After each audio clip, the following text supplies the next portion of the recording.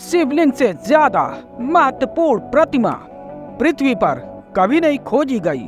उसमें आपकी आत्मा का पूरा आकार छिपा है और आपकी आत्मा की ऊर्जा एक वर्तुल में घूम सकती है। यह भी छिपा है और जिस दिन आपकी ऊर्जा आपके ही भीतर घूमती है और आप में ही लीन हो जाती है, उस दिन शक्ति भी नहीं खोती और आनंद भी उपलब्ध होता है।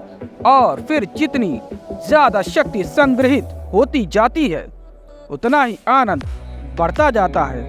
हमने शंकर की प्रतिमा को, शिव की प्रतिमा को अर्धनारीश्वर बनाया है।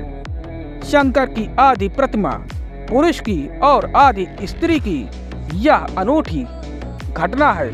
जो लोग भी जीवन के परम रहस्य में जाना चाहते हैं उन्हें शिव के व्यक्तित्व को ठीक से समझना ही पड़ेगा। और देवताओं को हमने देवता कहा है, शिव को महादेव कहा है। उनसे ऊंचाई पर हमने किसी को रखा नहीं।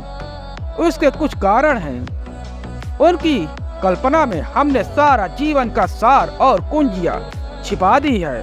अर्धनारीश्वर का अर्थ यह हुआ कि जिस दिन परम संभोग घटना शुरू होता है, आपका ही आधा व्यक्तित्व आपकी पत्नी और आपका ही आधा व्यक्तित्व आपका पति हो जाता है। आपकी ही आधी ऊर्जा स्त्रीण और आधी पुरुष हो जाती है।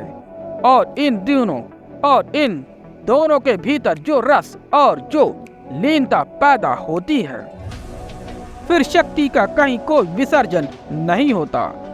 अगर आप बायोलॉजिस्ट से पूछें, आज वे कहते हैं हर व्यक्ति दोनों है, बाइसेक्सुअल है, वह आधा पुरुष है आधा स्त्री है। होना भी चाहिए, क्योंकि आप पैदा एक स्त्री और एक पुरुष के मिलन से हुए हैं, तो आधे आधे आप होना ही चाहिए। अगर आप सिर्फ माँ से पैदा हुए होते तो स्त्री होते, सिर्फ पिता से पैदा हुए होते तो पुरुष होते।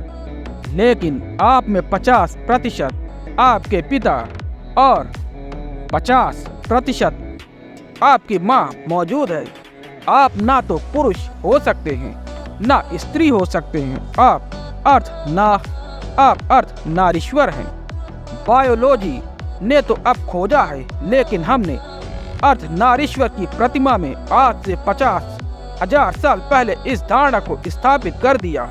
यह हमने खोजी योगी के अनुभव के आधार पर, क्योंकि जब योगी अपने भीतर लीन होता है तब वह पाता है कि मैं दोनों हूँ और मुझ में दोनों मिल रहे हैं। मेरा पुरुष मेरी प्रकृति में लीन हो रहा है, मेरी प्रकृति मेरे पुरुष से मिल रही है और उनका आलिंगन अबाध चल रहा है। एक वर्तुल पूरा हो गया है। मनोवैज्ञानिक भी कहते हैं कि आप आधे पुरुष हैं और आधे स्त्री। आपका चेतन पुरुष है, आपका अचेतन स्त्री है। और अगर आपका चेतन स्त्री का है तो आपका अचेतन पुरुष है। उन दोनों में एक मिलन चल रहा है।